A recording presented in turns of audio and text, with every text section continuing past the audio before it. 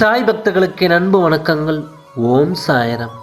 என் அன்பு குழந்தையே, மங்களகரமாக மலர்ந்த இந்நாள் முழுவதும் மகிழ்ச்சியான செய்திகளே உன்னை வந்து சேரும். சதா சர்வ காலமும் என்னையே நினைத்து என் நாமத்தையே உச்சரித்து கொண்டிருந்தாலும் உன் மனதில் ஆழமாக புதிந்து கிடக்கும் கவலையில் இருந்து வெளியில் வர முடியாமல் நீ தவிக்கும் நிலையை பார்த்து உன் நெஞ்சம் பதறுகிறது. நீயும் நான் கூறும் அறிவுரைகளின் படித்தான் நடக்கின்றாய். அதில் எந்த குறையும் இல்லை. ஆனால் நடந்தது உன்னால் மறக்க முடியாமல் நித்தமும் நீ கண்ணீர் விடுவதை பார்க்க என் மனம் வலிக்கிறது.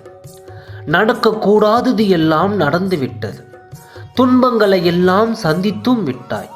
நீ வாழவே கூடாது என்று நினைத்தவர்களுக்கு இடையில் தைரியமாக நின்று சாதிக்கும் நீ தனிமையில் நீ கோழியை போன்று அழுகின்றாய். அழாதே மகளே, தைரியமாக இரு. உன்னை இந்த நிலைக்கு உள்ளாக்கியவர்கள் தன்னிலை உணரும் காலம் வரும்.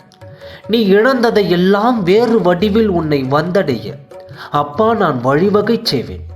அத்தனை கஷ்டங்களையும் தாங்கிக் கொண்டு ஓம் சாய்ராம், நீதான் துணை, நீதான் எல்லாமே. இன்னும் என் நிலை இறங்கினாலும் என் அப்பா இருக்கிறார் என்ற நம்பிக்கையோடு இருக்கின்றாய். உன்னை எப்படி நான் கைவிடுவேன்? நீ பார்த்து கொண்டே இரு. உனக்கு கஷ்டங்களை உருவாக்கியவர்கள் கண் பார்க்க உன்னை கோபுரத்தின் உச்சியில் அமர வைப்பேன்.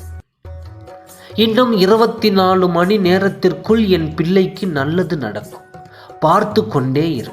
என் மேல் முழு நம்பிக்கை வைத்து ஆத்மார்த்தமாக என் அப்பா என்னுடனே இருக்கிறார் என்று நீ என்னை முழுமையாக நம்பும் வேளையில் உனக்கு நிச்சயமாக நல்லது நடக்கும்.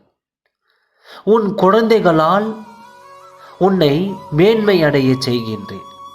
என்னை நம்பு என் அன்பு குழந்தையே.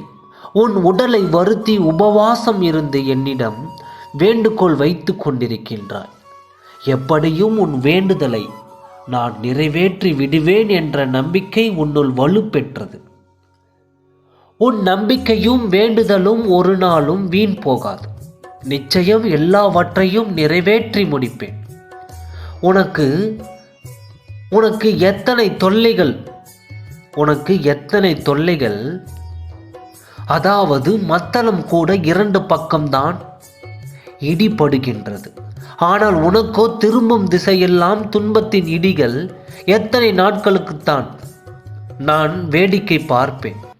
உன் வேண்டுதலை நான் அலட்சியப்படுத்த மாட்டேன். நீ உன்னை கடுமையாக வருத்தி கொண்டு தான் என்னை நோக்கி உன் வேண்டுதலை வைக்க வேண்டும் என்ற அவசியமும் இல்லை. நான் உன் அருகில் தான் எப்பொழுதும் இருக்கின்றேன். நீ என்னை முழு மனதோடு அப்பா என்று அழைத்தாலே நான் ஓடி வருவேன். உன் மன கவலைகளை எல்லாம் என்னிடம் கொட்டி தீர்த்துவிட்டு நீ நிம்மதியாக இரு. மற்றவர்கள் பேசுவதை பற்றி எல்லாம் நினைத்து நீ கவலைப்படாதே. அவர்களை நான் பார்த்து கொள்கிறேன். நீ கவலையை மறந்து சந்தோஷமாக இரு.